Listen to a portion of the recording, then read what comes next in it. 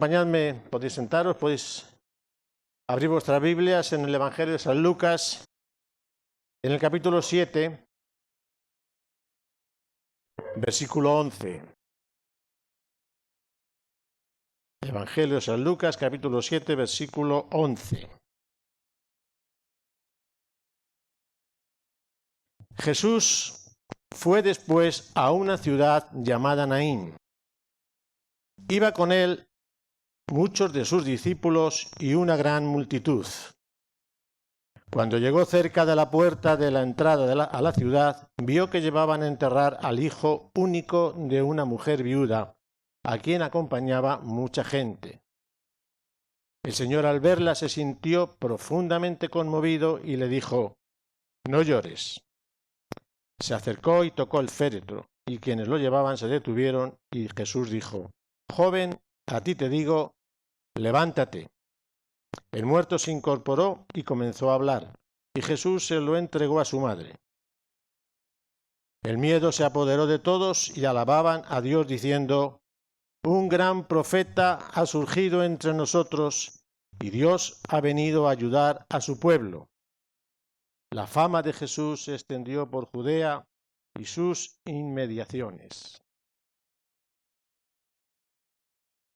¡Qué tremendo!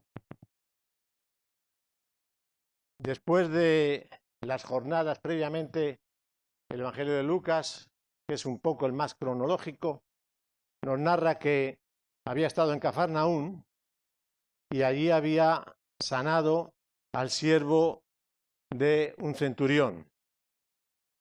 Y Jesús se propone ir a Naín, que es un pueblo que está entre Nazaret y Sunam. Aproximadamente hay unos 40 kilómetros de distancia entre Cafarnaún y Naín, y como se nos relata la curación milagrosa de este joven, pues dice que la acompañaron muchas de aquellas personas, de aquellos vecinos, y juntamente con los discípulos se encaminaron hacia allí. Cuando Jesús llega a Naín, llega justamente no en una fiesta, no en medio de una fiesta, sino llega justamente en medio de un duelo, en medio de una desgracia, en donde esta mujer viuda, que no se nos dice su nombre, ha perdido a su hijo y lo llevan a enterrar. Tres cosas me gustaría que meditásemos en esta mañana que se desprenden de este texto, por lo menos yo he sacado tres cosas que podemos meditar en esta mañana y que espero que nos ayuden y nos bendigan también en este día a nosotros. El primero tiene que ver con la muerte. Este es un tema que solamente solemos tocarlo siempre cuando hay entierros. Hacemos referencia a una serie de textos que realmente pues es bueno tenerlos cuando estamos vivos. Es como las flores, siempre nos dicen: a mí las flores no me las lleves cuando me muera, a mí tráeme las flores antes porque las disfruto de ellas, ¿no? A mí las flores no, a mí me podéis traer los pasteles, que me gustan más.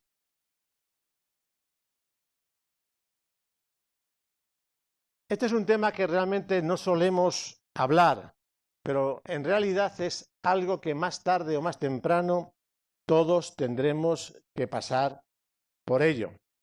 Y por lo tanto, pues es bueno que de vez en cuando hablemos acerca de esto.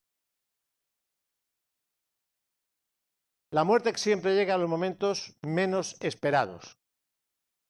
Cuando menos nos lo imaginamos, ocurre. Yo personalmente tengo una teoría. Es mi teoría personal. Y es el hecho de que creo que ningún hijo de Dios va a partir de este mundo sin que antes el Señor le haya dado unas pequeñas señales de que es el momento de partir. Me baso en lo que veo en las Escrituras, en diferentes momentos en los que vemos. Pedro dice que ya está preparado para partir, Pablo también está preparado para partir, Moisés, y ya no solamente esto, sino también pues en testimonios que hemos oído, o yo al menos he escuchado, de personas que han partido con el Señor sabiendo que ya era el momento de tener que partir. No sé si será una teoría o no, pero a mí por lo menos me ayuda, me da tranquilidad, me da paz. Y al menos pues yo siempre le pido al Señor que no me lleve de inmediato, no me gustaría irme de aquí, salvo que el Señor venga y sea al rapto, ¿vale? Pero no me gustaría irme así de inmediato, me gustaría, sé lo que eso conlleva, pero me gustaría tener un poco de tiempo para despedirme de la gente, porque creo que es el momento, yo creo que sería el momento de más testimonio que puedas hablar a alguien, no decir, oye, que venga a despedirme porque es que me voy, ¿sabes? Me voy a ir al cielo. O sea, yo creo que es el momento de mayor testimonio que podemos tener. Pero bueno, independientemente de eso, el Señor nos llevará a cada uno, eso sí estoy completamente seguro, en el momento más idóneo y más adecuado. Y de la mejor manera. De eso estoy completamente seguro. Pero es bueno que podamos hablarlo, no voy a dedicarle mucho tiempo a esto. Es bueno que podamos hablar entre nosotros de la muerte, porque más tarde o más temprano va a llegar. Y para nosotros no es algo dramático. Tenemos que quitar el dramatismo a la muerte. Es algo que tenemos que pasar por ello, y por lo tanto esto también nos permitirá estar, no solamente nosotros, sino también nuestros familiares, pues más o menos previstos, o sea, como algo natural, como algo que puede ocurrir. Yo me acordaba cuando estaba pensando esto, me acordaba de una mujer en la residencia de ancianos que teníamos allí en Valencia, que claro, siempre que íbamos yo siempre que iba a compartir todas las semanas con ellos, íbamos mi mujer y yo, pues claro, siempre teníamos que hablar, eran personas mayores y siempre teníamos que hablar de la preparación, porque más tarde o más temprano cualquiera de ellos iba a morir. Y había siempre una mujer que siempre que hablábamos de este tema, siempre que hablábamos de este tema, pues siempre ella decía, no, yo no me quiero morir, yo que se alargue mucho, que se alargue mucho.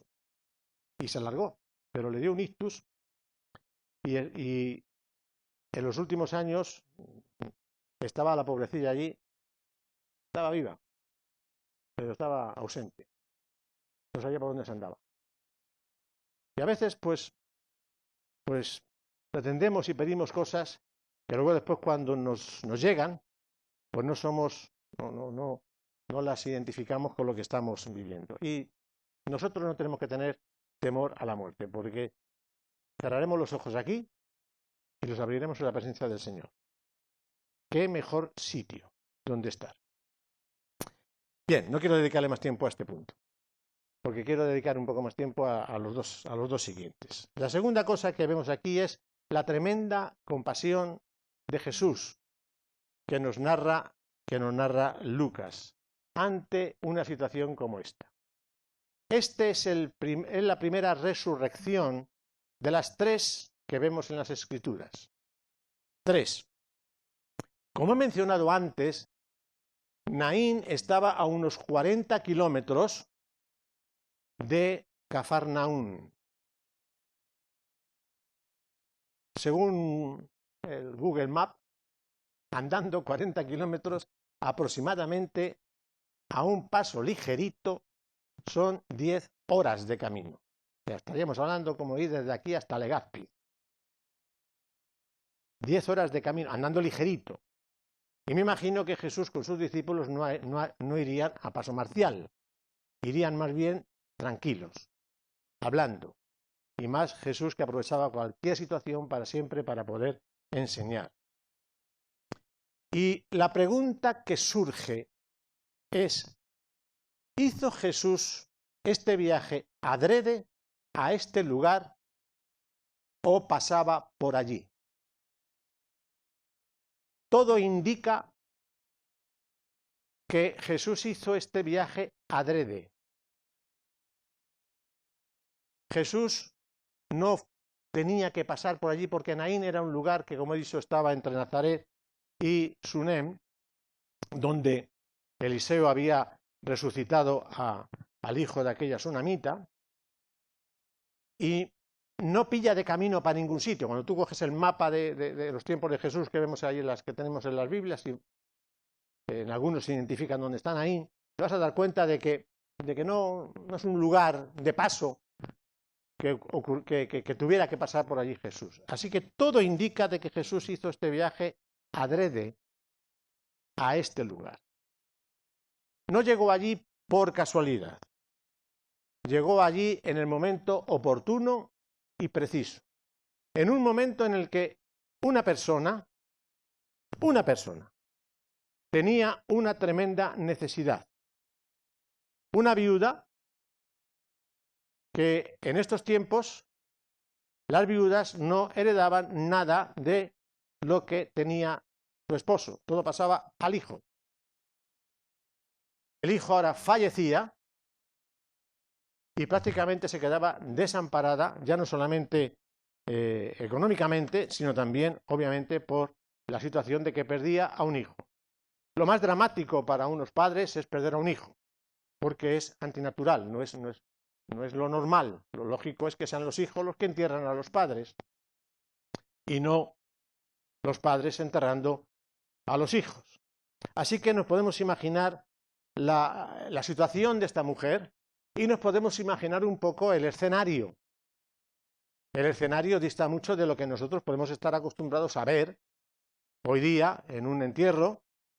A lo mejor los más mayores, pues, y así en ciudades o en lugares pequeños como puede ser aquí o como puede ser en otros pueblos, pues los entierros no son como en Madrid, o sea, son diferentes. O sea, es verdad que a lo mejor va la comitiva y llevan desde la iglesia, van con el féretro hasta el cementerio.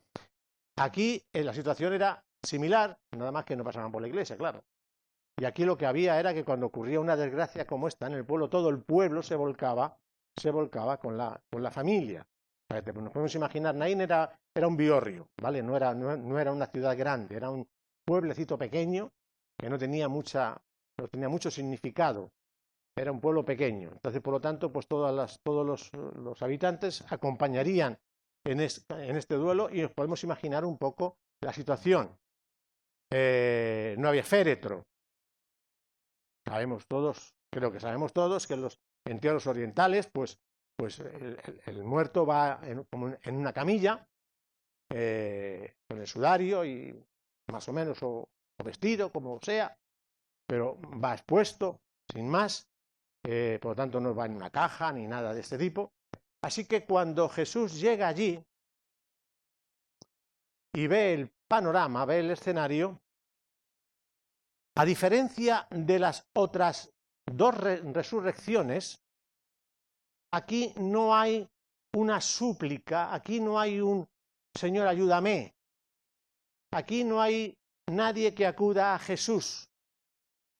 Es Jesús quien toma la iniciativa.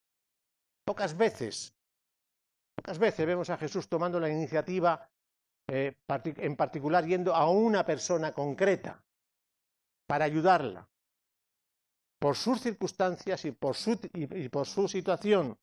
Así que Jesús toma la iniciativa, se acerca a la mujer y simplemente le dice: no llores más.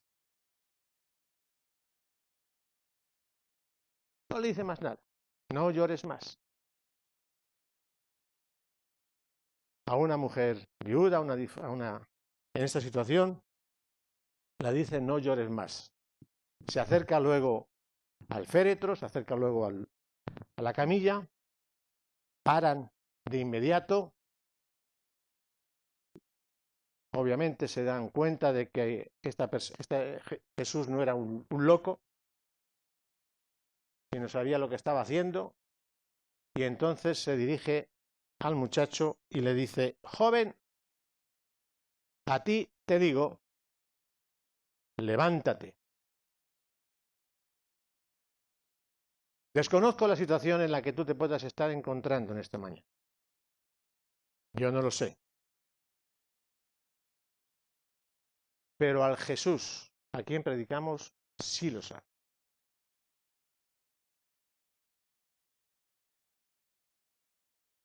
Él conoce perfectamente tu situación.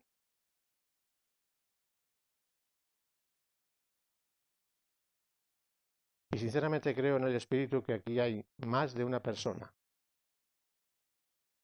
que el Señor te quiere decir: no llores más.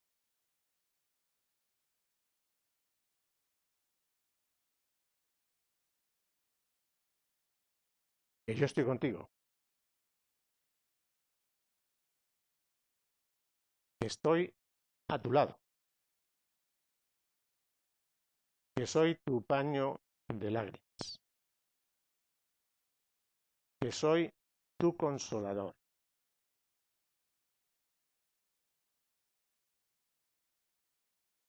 que no te he dejado, ni te he abandonado, ni te voy a abandonar.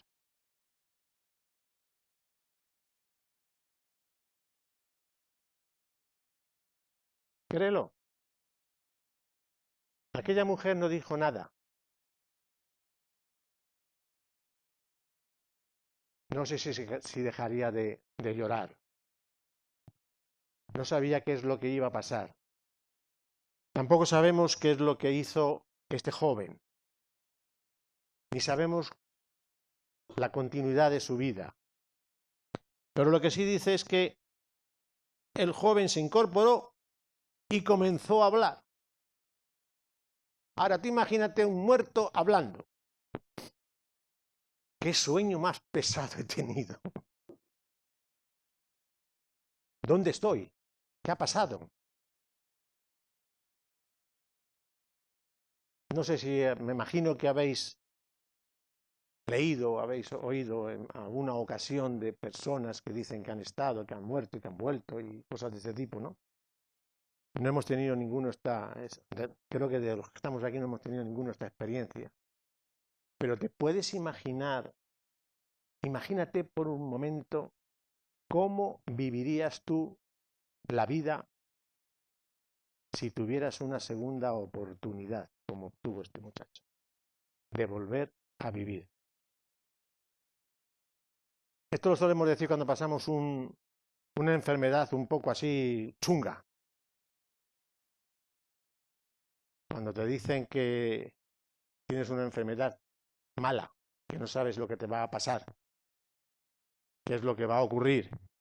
Y entonces en esos momentos empiezas a decir al Señor, Señor, si no pasa nada, si sigo adelante, te prometo que voy a ser, que voy a cumplir, que voy a hacer, que mi vida va a ser para ti, etcétera, etcétera. Dame una segunda oportunidad. Fue lo que le pasó al rey Ezequías, ¿verdad? Cuando le dijeron, cuando fue el profeta Isaías a decirle que arreglase todas sus cosas, porque iba a morir. Pues si Dios lo hizo con Ezequías, ¿por qué no lo va a hacer contigo y conmigo? No va a usar un profeta, lo va a usar el Espíritu Santo. Y va a decirte el Espíritu Santo, quizás, quién sabe, prepárate, porque el tiempo de tu partida está próximo. Y arregla las cosas. No sabemos bien qué es lo que hizo este muchacho, pero sí nos deja ver que de verdad, verdaderamente la vida de este muchacho sería diferente, sería distinta, porque había pasado por un umbral que nadie había podido pasar. Lo que sí nos cuentan es la reacción, lo que Lucas sí nos cuenta es la reacción de la gente, que es el tercer punto en el que quiero meditar en esta mañana, sí, rápidamente. Como he dicho, esta ciudad está cerca de Sunem. Por lo tanto, el recuerdo, la historia de la resurrección de aquel chiquillo, de aquel joven, hija de la mujer sunamita, pues estaría por allí, lo tendrían bastante fresco. Así que ahora tenían la oportunidad, ellos estaban visualizando algo que solo conocían de referencia, nada más. Por eso, conocer a Jesús es tan importante. Algunos creyentes, miembros de iglesia que vienen continuamente, podrían decir como decía Jacob, hasta hoy había oído de ti, pero ahora te conozco. Dios sabe realmente muy bien el grado de experiencia que tú tienes con el Señor. Nacer de nuevo significa que has tenido que morir. Que tenemos que morir a nuestras tradiciones, a nuestros pensamientos, a nuestra vida, a todo. Un muerto no da problemas. Por eso tenemos tantos problemas en la iglesia. Porque muchas veces no estamos muertos. Y la carne se revela constantemente. Pero cuando estos hombres tuvieron la experiencia de ver a un muerto resucitado, tampoco se nos habla mucho de qué ocurriría en esta ciudad. Pero lo que sí se nos dice es que divulgaron, todo aquello lo divulgaron por toda Galilea y por toda Judea. Sin embargo, hay una diferencia que obviamente ellos parece que no llegaron a entender. Y Lucas lo define con dos palabras muy sencillas. Cuando Lucas se refiere a Jesús que se acerca allí y habla de Jesús, lo menciona como el Señor, el Kyrios, el Cristo. Sin embargo, aquellas personas dicen, alaban a Dios y dicen, un gran profeta se ha levantado entre nosotros. No llegaron a captar, no llegaron a entender que tenían delante de ellos al Kyrios, al Señor, al que estaban esperando. Es verdad que tuvieron que tener una gran confusión. Lucas dice que al principio lo que se llenaron de temor, se llenaron de miedo. ¿Esto qué es? No hemos visto nada similar, ¿no? El pánico se tuvo que adueñar de sus vidas. Pero cuando vieron al joven levantarse, empezar a hablar, me imagino la escena entre la madre y el hijo. Cuando vieron todo aquello, pues todos los lamentos, todos los lloros se convirtieron en gozo y en explosión de alegría, y todos empezaron allí a alabar a Dios. Todos empezaron allí a glorificar a Dios. Pero aún en medio de toda esa alabanza, en medio de todo ese jolgorio espiritual, no llegaron a distinguir que tenían allí al Señor, al Mesías.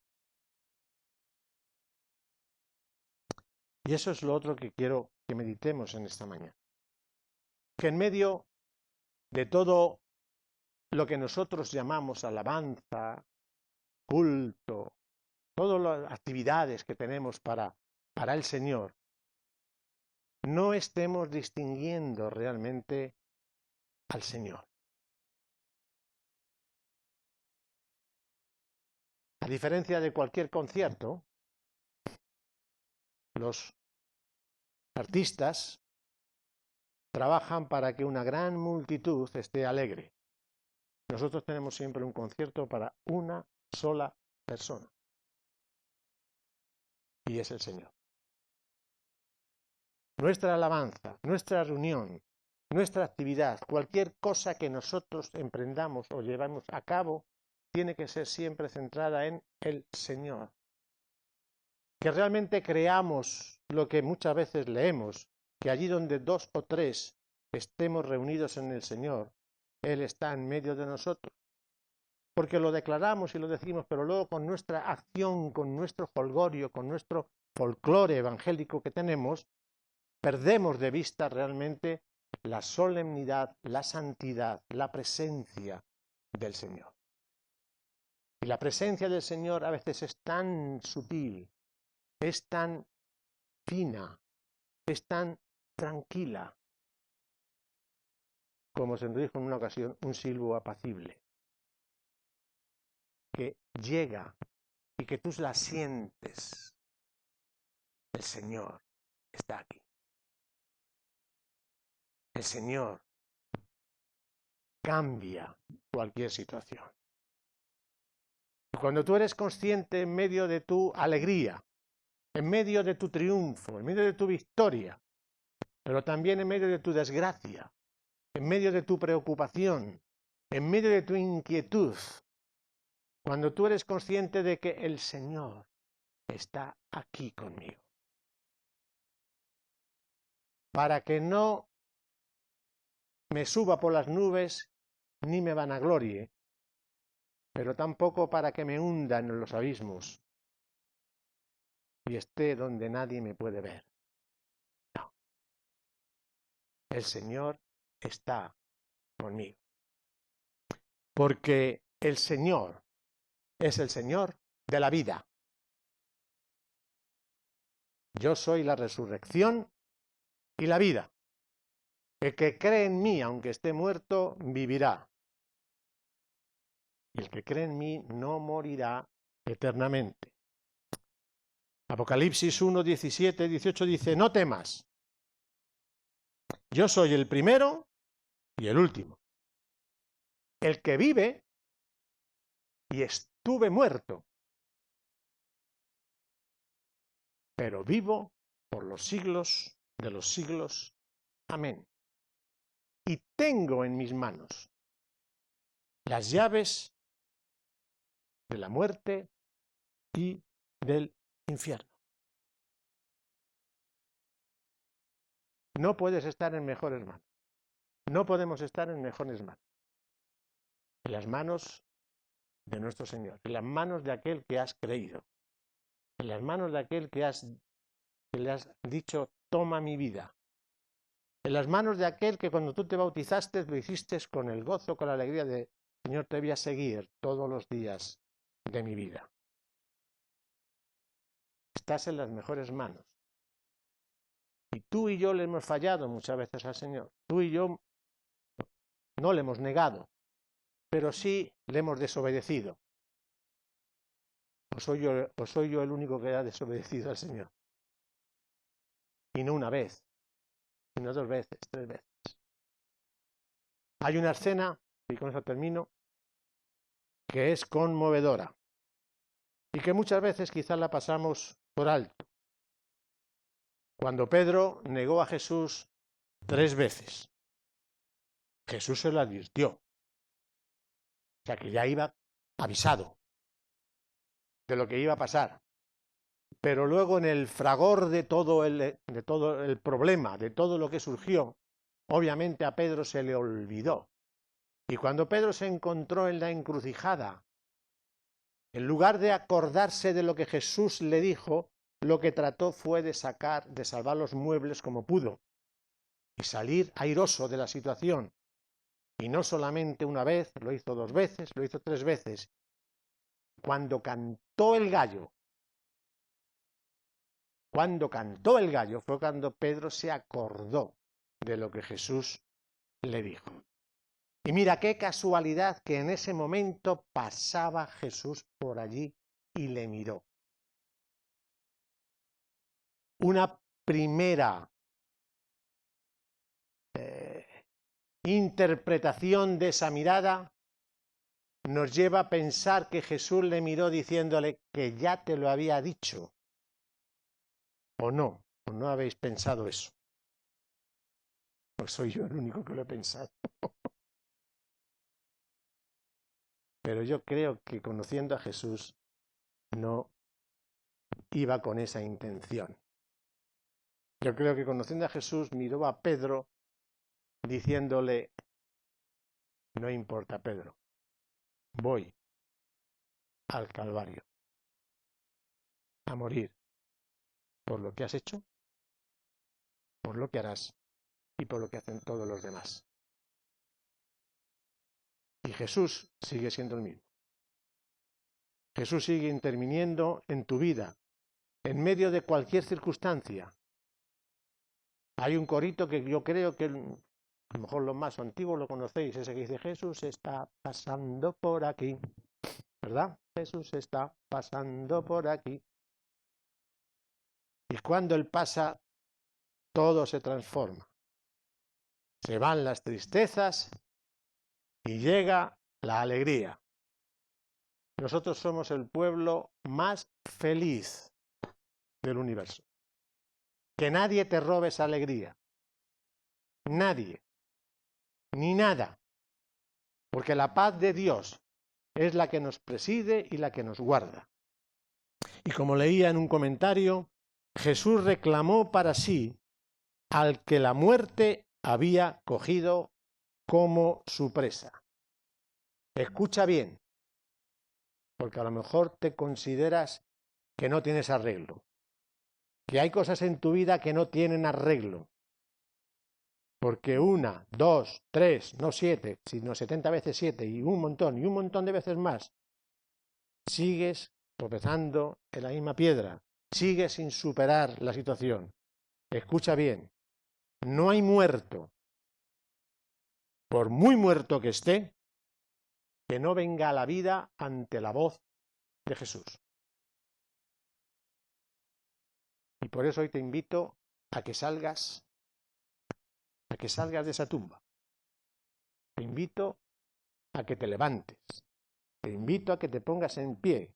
Te invito a que, como le dijo Jesús a este joven, joven, a ti te digo, levántate, porque eres digno.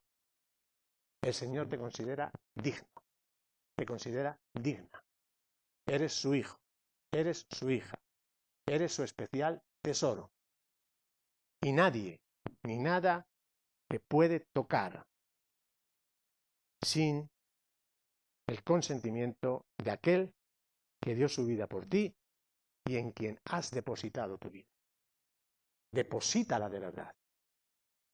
Tráela al altar en esta mañana y levántate como un hombre y una mujer nuevo en Cristo Jesús. Vamos a ponernos en pie, si os parece, si queréis, y oramos. Estos son nuestros anuncios para la semana. Si te has quedado sin sitio para el culto o tienes miedo de que eso te pase, no te preocupes porque siempre hay un sitio para ti en la oración. Los miércoles a las 8 de la tarde y los sábados a las 10:30 de la mañana nos reuniremos a través de la plataforma de Zoom.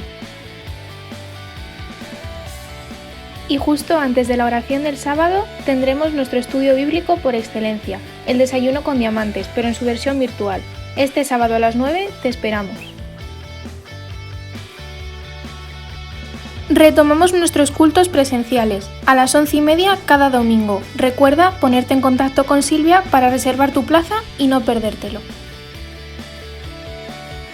Y si no has podido venir al culto, recuerda que todas las predicaciones son publicadas en nuestro canal de YouTube.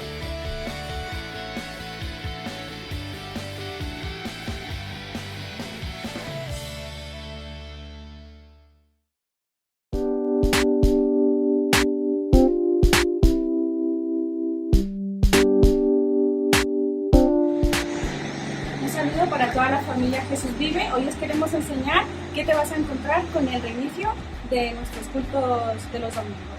Así que antes que nada quiero darte una serie de recomendaciones. La primera es que si los últimos 15 días has tenido síntomas de COVID, como por ejemplo tos, fiebre, mocos, o eres una persona de riesgo que padece múltiples patologías o enfermedades crónicas de tipo respiratorio o cardíacas, te abstengas de venir. El culto será de 11:30 a 12:30, tendrá una duración de 1 hora, pero para evitar aglomeraciones en la entrada de la iglesia se abrirá 15 minutos antes, así que sé puntual y ayúdanos a seguir con el plan establecido. El aforo es limitado, así que deberás apuntarte llamando o mandando un mensaje al número que aparece acá abajo y para ello deberás hacerlo antes del viernes. Ahora vamos a pasar al interior, pero antes debemos llevar puesta correctamente la mascarilla, si no, no podremos acceder, así que no la olvides. Vamos. Lo primero que nos vamos a encontrar es un felpudo que tiene una solución desinfectante donde nos vamos a limpiar la suela de los zapatos y luego nos vamos a secar aquí. Buenos días, Vanessa. Buenos Bienvenida. días, Gracias. Mira, a tu derecha y a tu izquierda tienes gel para hacer la desinfección de manos, ¿vale? Okay, muchas gracias.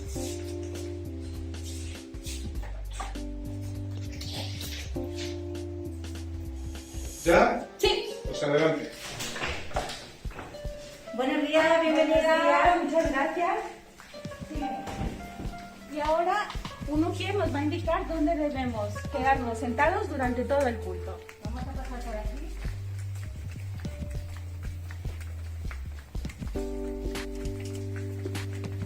La primera, porque vamos a ubicar.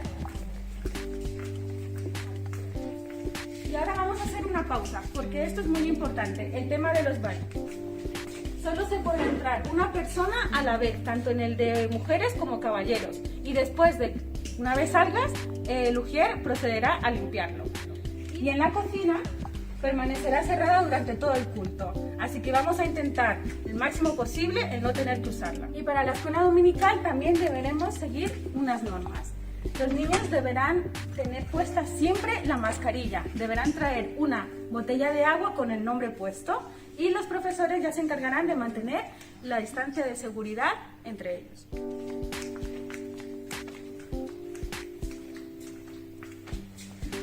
Como te has apuntado anteriormente, tu sitio ya está asignado, así que el ujier lo único que va a hacer es indicarte dónde vamos a permanecer sentados.